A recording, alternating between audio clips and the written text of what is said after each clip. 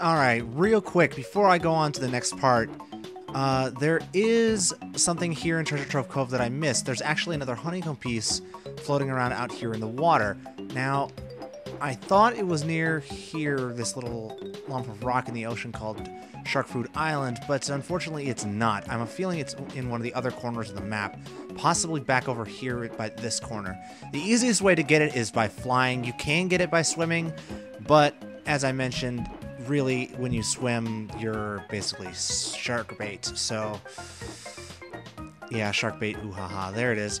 Okay, so yeah, it's not that difficult to find. It's just a matter of grabbing it and getting to it, and then getting back. You can probably catch it while you're in midair, but you can also just swim back, since swimming to it and swimming back from it aren't as big of a deal. Oh, and there's also a Mumbo token back here that I missed.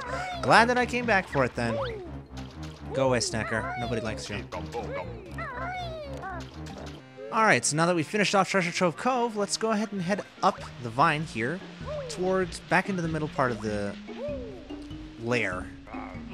There is a note door, as I noted before, up there that we could open, but that leads the way to the 4th and the 5th levels, which we could go that way, but it actually distracts from the main direction that we're supposed to go at this point. You recall that there was a shock jump pad back here in this room, and now that we have that move, we can actually go up here. And this is kind of important for us to do now, because this is the puzzle for the next level. Now, Bottle will teach us something here, that if we want to put all the pieces into the picture, as long as we have enough puzzle pieces, we can just press Z, and the picture's automatically completed. That'll open that grating in that room that we tried to explore before, but were unable to. So that's nice.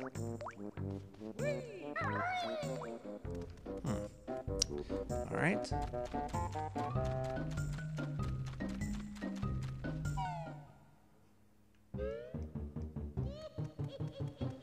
Okay, so that the way to that room would be up here.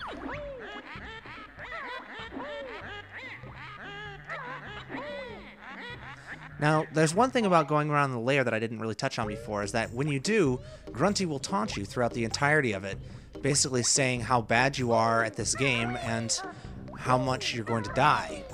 Which is nice, because it establishes her as a character to basically, you know, your villain, and taunting it, rather than just disappearing through the entire game like some villains in some games do. Welcome to Level 3, Clanker's Cavern.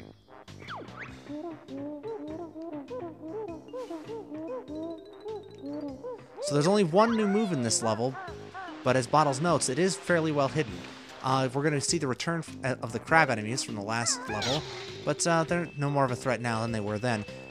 We could go on to the next area, but first we're going to want to explore this first area where we came into the level, because there's lots of notes here, as well as these enemies. We're going to be facing these guys throughout quite a bit of the game.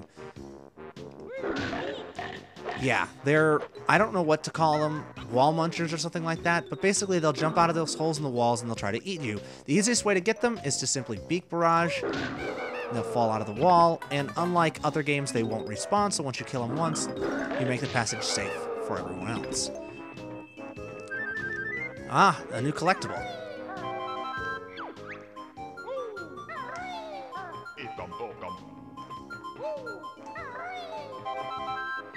So the gold feathers are the invulnerability feathers.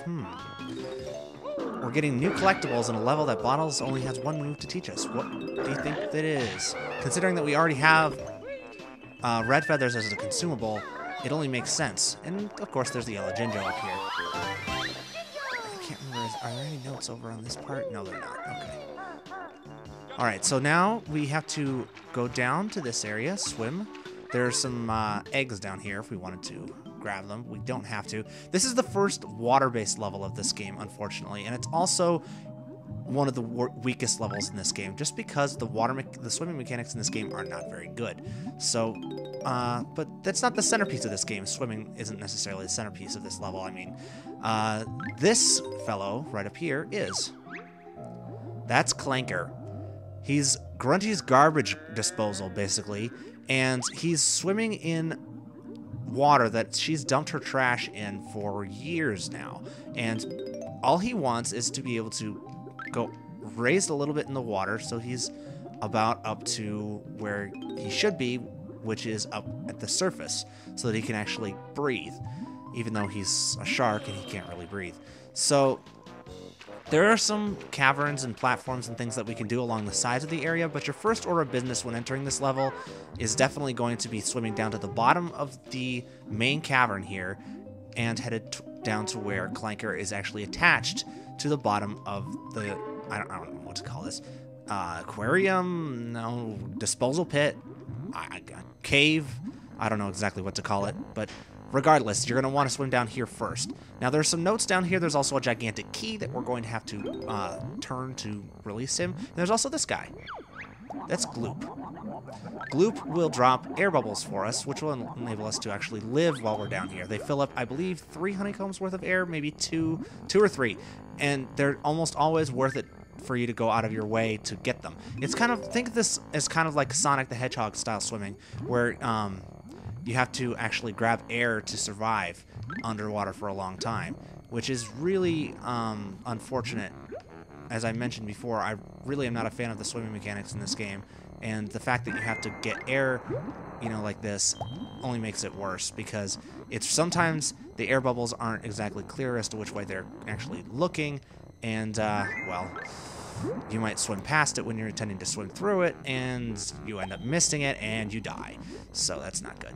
But you swim through this key 3 times, and you're able to turn it, and that actually causes Clanker to rise up out of the water, or not out of the water, up from in the water to the surface of the water, so he's kind of partially in, partially out. And that causes a Jiggy to appear on his back. Now, most of the Jiggies in this level are going to be around Clanker and doing stuff for him, or actually inside of him. Yeah, it's garbage disposal that we're going to be going inside. Yeah, so that's fun.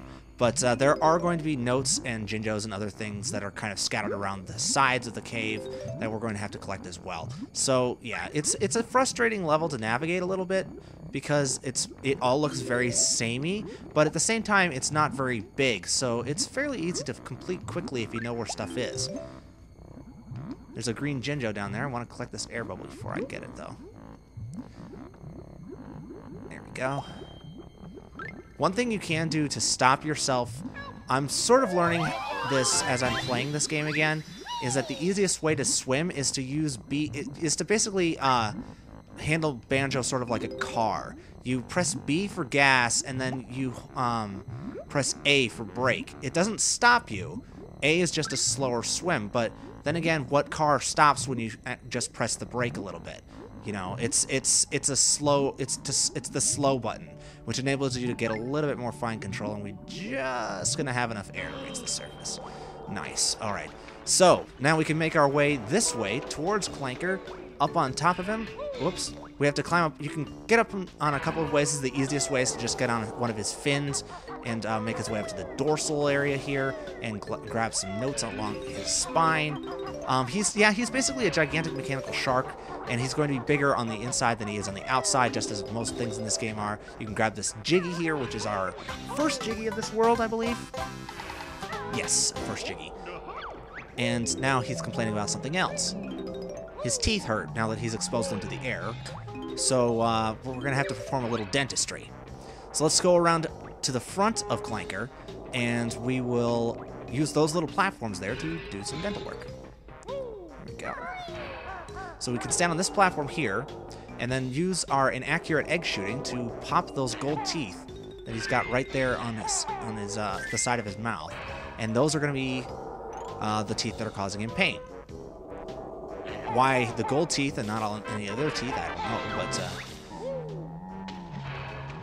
so now we can go around this side and do this one. Now, the way that I'm going to try to do this is I'm going to try my best to do all the stuff inside of Clanker at once. I'm probably going to go there next, actually, and then do the rest of the stuff outside of Clanker separately.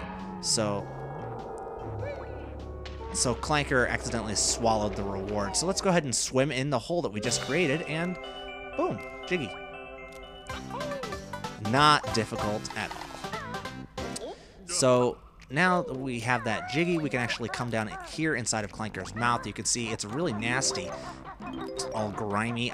It's hard to tell if this is just garbage or if this is actual flesh. There's also a Mumbo token up on top of his other tooth. We're going to have to grab that later on after we leave Clanker and then come back that way because it's impossible to reach it from here. And then these guys, these are annoying. These are annoying little enemies that you're going to be seeing a lot of in this game. They'll be blocking little narrow passages like this, and they're basically just there to rack up some cheap damage so that you getting from one area to the other in this game isn't always easy.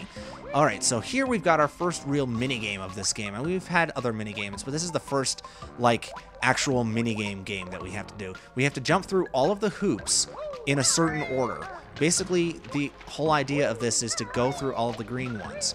It's not as easy as it sounds because, again, the swimming controls, you're relying on Banjo to swim the direction that you wanted to swim. You're also relying on the camera to show you the hoops that are actually supposed to go through next. You have to flip-flap jump through this one. The next one is right down here. You can swim through this one real quick. Swimming on the surface, again, is inadvisable if you're going for speed, simply because swimming on the surface is much slower than actually swimming underneath the water.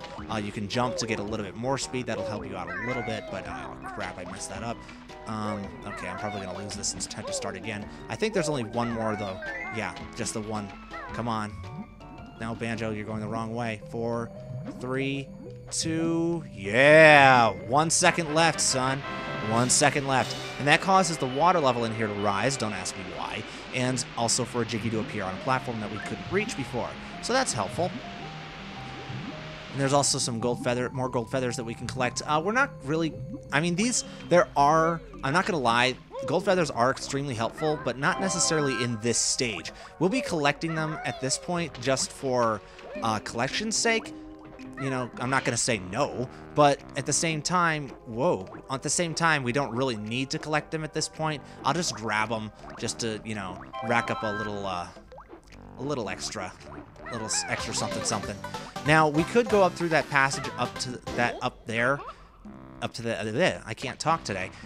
But there's a couple of other places we're going to want to explore before we do that. There's a couple of holes that we can go into on the side of Clanker that lead to passages that really shouldn't exist if this is the main part of his body. I'm not exactly sure what this is supposed to be then. But, okay, come on now. This is what I mean about the swimming controls being kind of imprecise. It's really hard to get a grip on exactly which direction you're supposed to be going, and Banjo tends to drift in you know, if you're not really careful. Alright, so we're gonna go ahead and swim out of him there. This is actually Clanker's, okay, so that's just a passage that leads to his gills. Alright, that makes sense. Whatever. Again, he's much bigger on the inside than he is on the outside, at least how big he should be on the inside by all rights. So let's go ahead and head up here. We can see some more notes and another honeycomb hive. These guys, they're only useful if you really need health. Otherwise, they're just, you know, they're always around if you need them. But honestly, unless you're really bad at this game, you're not going to die from just enemies beating you all the time. You might die from swimming, like you'll lose air, and you might die from other insta-kill traps that they've got, like pits and things like that. But just dying from enemies beating on you is really rare. You have to be really bad at this game to have that happen. Okay, so let's go ahead and head back this way. Let me see. What else do we need to do here? Okay, so there are 2 more passages that we can go to, both of which are accessible thanks to this flying pad. So, come on now. All right. So we could go straight up here, or we could go across the way to the other one that I almost went into earlier while I was getting that Jiggy, but I didn't. I should have done it then, but oh well. So let's go ahead and head this way and go into this passage here and see what we got. Go. Alright, so this is the area where Bottles' new move is.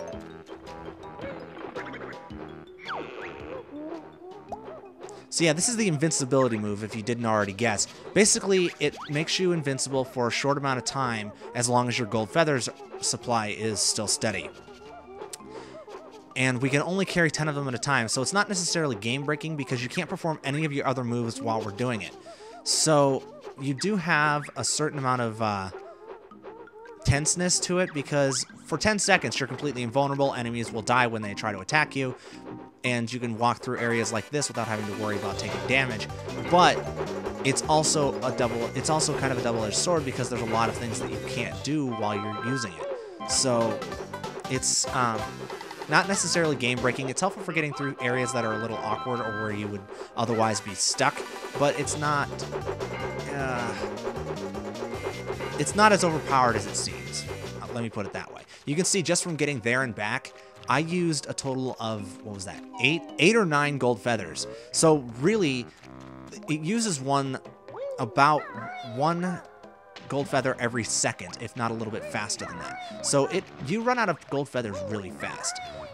But thankfully, the areas that you actually necessarily need to use gold feathers are fairly rare. They're useful to have, but you're only required to use them for a few puzzles in this game, and most of those puzzles can be solved otherwise as well. So it's not necessarily an essential thing for this game to have gold feathers all the time, but it is definitely very useful.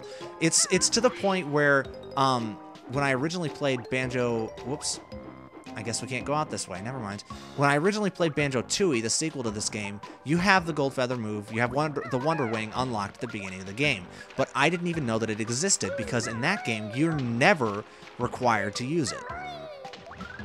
I think it's one of those little things in the game that's not necessarily essential, but it's a nice move to have if you need to use it.